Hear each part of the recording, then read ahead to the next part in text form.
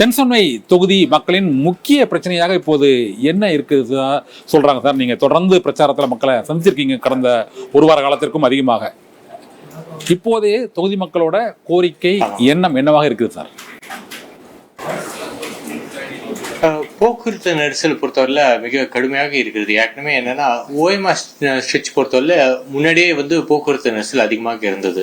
இப்ப CMR construction ஆரம்பிச்சோன்னு மிக அதிகமான அளவு போக்குவரத்து நெரிசல் பொறுத்தவரையில இருக்கு. முன்னாடி நாங்க சிஎம்ஆர்களுக்கு முன்னாடியே அந்த போக்குவரத்து நெரிசலை குறைக்க வேண்டும் என்பதற்காக தான் நான் என்ன பண்ணேன்னா சிஎம்ஆர்கள் கொடுத்து நாடாளுமன்றத்தில் பேசி அர்பன் டெவலப்மெண்ட் மினிஸ்டர் சந்திச்சு சிஎம்ஆர் 1 கொண்டு வந்தோம். அது சைதாப்பேட், நம்ம விருகம்பாக்கம், சாந்தோடு பகுதி எல்லாமே கவர் ஆகுது, கிண்டி எல்லாமே கவர் ஆகுது. சோ அந்த இடத்துல போக்குவரத்து நெரிசல் எல்லாம் குறைக்கப்பட்டது இதனால. ஆனா சிஎம்ஆர் phase 2 நாடாளுமன்றத்தில் குரல் கொடுத்து அடிக்கல் நாட்டப்பட்டு இப்ப பணிகள் நடைபெற்றுக் கொண்டிருக்கிறது. சோ அது முடிக்கின்ற தருவாய் முடிய போகின்ற போது ஒட்டுமொத்தமாக ஓஎம்ஆர் சாலையை பொறுத்தவரை போக்குவரத்து நெரிசல் கண்டிப்பாக குறைக்கப்படும். ஆனா அதுலதான் சில சிக்கல்கள் ஏற்பட்டிருக்கிறது. நான் இருந்த வரைக்கும் அந்த பணிகள் எல்லாம் பாத்தீங்கன்னா நாடாளுமன்றத்தில் பேசுறோம், அமைச்சரை சந்திச்சுக்கும் நடவடிக்கை எடுக்கிறோம். திமுக நாடாளுமன்ற உறுப்பினர் வந்ததுக்கு பின்னால அவங்க அது குறித்து எந்த நடவடிக்கையும் எடுக்கல. இப்ப கிட்டத்தட்ட 80% முடிக்கப்பட்டிருக்க வேண்டிய பணிகள் வெறும் பாத்தீங்கன்னா 30% 40% சிஎம்ஆர்எல் பணிகள் முடிக்கப்பட்டிருக்கிறது. அதுவும் அர்பன் டெவலப்மெண்ட் மினிஸ்டர் போய் அவங்க சந்திக்கல. மத்திய அரசாங்கம் அதனுடைய பங்கு கிட்டத்தட்ட 4500-5000 கோடி ரூபாய் அளவு கொடுக்க வேண்டியது. அதை அவங்க கொடுக்கல. அப்படி இருந்தும் இவங்க நாடாளுமன்றத்தில் அது குறித்து பேசல, அமைச்சர் போய் சந்திக்கல என்ற போது அவங்க என்ன செஞ்சுட்டாங்க, கிட்டத்தட்ட 6 ஸ்டேஷன் போல மூடிட்டாங்க.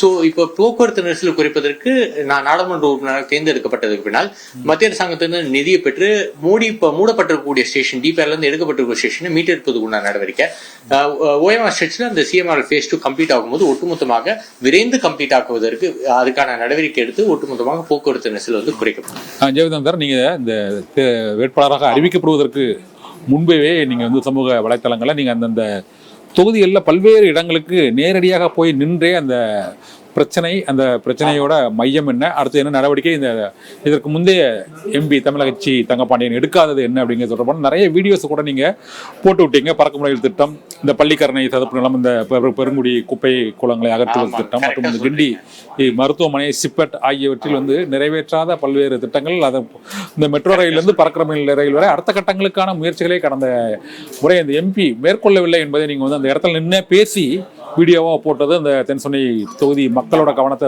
ஈர்த்திருக்கு.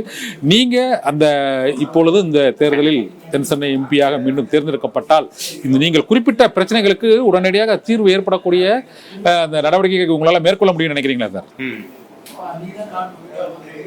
ஆமாங்க. ஏன்னாங்க வேளச்சேரி சென்ட் தாமஸ் மவுண்ட் இருக்குல்லங்க, அது 18 மாதங்களுக்குள்ள நிஜமாவே நம்ம முயற்சி பண்ணும்போது அது நடந்து முடியும்.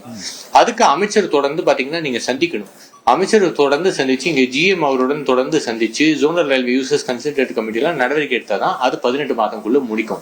சோ அந்த விதத்துல நடவடிக்கை எடுத்தா 18 மாதங்களுக்குள்ள முடிச்சிருக்கலாங்க நம்ம. ஆனா அது முடிக்கப்படலைன்னா திமுக நாடாளுமன்றம் அவங்களோட செயலின்மைக்காக தான். சோ நான் நாடாளுமன்ற உறுப்பினராக தேர்ந்தெடுக்கப்படுகிற பொழுது வேளச்சேரி டு சென்ட் தாமஸ் பறக்கின்ற ரயில் திட்டம் 18 மாதங்களுக்குள்ள முடிச்சிருவேன்.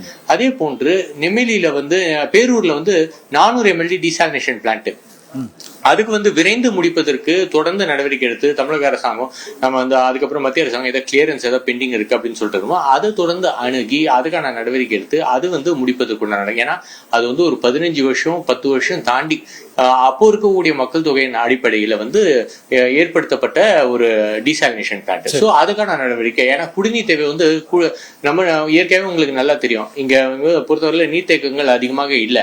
அப்படி இருக்கக்கூடிய விதத்துல நம்ம கடலின் குடிநீர் திட்டம் கொண்டு வந்திருக்கோம் நம்ம பொறுத்தவரையில.